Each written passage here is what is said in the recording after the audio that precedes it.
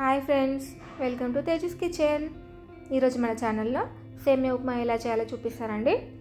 చాలామందికి సేమియా ఉప్మా అంత పర్ఫెక్ట్గా చేయరాదు, అది కొంచెం ముద్దగా అవుతుంది.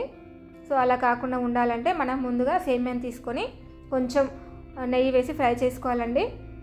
మనం ఇలా ఫ్రై చేయడం వల్ల సేమియా అనేది పొడి పొడిగా వస్తుంది. సో ఇలా ఫ్రై చేసుకోవాలి, గోల్డెన్ బ్రౌన్ వచ్చేదాకా ఫ్రై చేసుకొని తీసి పక్కన పెట్టుకోవాలి. తర్వాత అదే ప్యాన్ తీసుకొని అందులో ఒక 2 స్పూన్స్ నూనె వేసి, నూనె వేయడం తర్వాత పోపు గింజలు వేసి ఫ్రై చేసుకోవాలి. మనకి సేమియా ఉప్మాకి నూనె అనేది ఎక్కువ ఉండొద్దండి, మీడియంగా ఉండాలి. టేస్ట్ అనేది బాగుండదు నూనె ఎక్కువ అయితే. సో నేను 2 స్పూన్స్ వేసాను ఒక కప్పుకి. తర్వాత ఇందులో కొన్ని పల్లీలు అండ్ సన్నగా కట్ చేసిన ఆనియన్స్, కొంచెం కరివేపాకు వేసి ఫ్రై చేసుకోవాలి. తర్వాత ఇందులో సన్నగా కట్ చేసిన పొటాటో కూడా వేసుకోవాలి. సేమియా ఉప్మాలో ఆలుగడ్డ వేసి ట్రై చేయండి, ఈసారి చాలా టేస్టీగా ఉంటుంది. మీ పిల్లలు కూడా ఖచ్చితంగా తింటారు. తర్వాత ఇందులో ఎండుమిర్చి వేస్తున్నాను, మీరు కావాలంటే పచ్చిమిర్చి కూడా వేసుకోవచ్చు. ఎండుమిర్చి కూడా మంచిగా ఫ్రై అవ్వాలి ఆయిల్లో. మనం ఆలు వేసాం కదండి, ఆలు మంచిగా ఉడకాలి.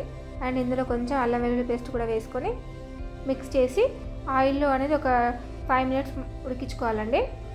ఎందుకంటే ఆలుగడ్డ అనేది తొందరగా ఉడకదు కదా. సో మూత పెట్టి మనం ఒక 5 మినిట్స్ని ఆలుని ఫ్రై చేసుకుందాం. ఆలు కొంచెం సాఫ్ట్ అయిన తర్వాత ఇందులో మనం వాటర్ యాడ్ చేసుకోవాలండి. మనం 1 కప్ సేమియా తీసుకున్నాం కదా, సో ఇక్కడ మనకి 1.5 కప్ అనేది వాటర్ తీసుకోవాలి. వాటర్ ఎక్కువ తీసుకుంటే సేమియా అనేది ముద్దగా వస్తుంది. అండ్ ఇందులో మన టేస్ట్ అయినంత సాల్ట్, సన్నగా కట్ చేసిన కొత్తిమీర వేసుకొని ఈ వాటర్ని మనం మరిగించుకుందామండి. ఒకసారి కలుపుకొని మూత పెట్టి ఒక 5 మినిట్స్ అనేది ఈ వాటర్ని మంచిగా బాయిల్ చేసుకుందాము. ఇక్కడ చూడండి, వాటర్ మంచిగా బాయిల్ అవుతున్నాయి కదా. ఇప్పుడు ఇందులో మనము సేమియా వేసుకొని ఉడికించుకోవాలి. ఇందులో సేమియా వేసిన తర్వాత మంచిగా కలుపుకోవాలండి, లేకపోతే అవి ముద్దగా అయిపోతాయి. కలుపుకొని ఒక 5 మినిట్స్ ఉడకనిచ్చుకుందాం.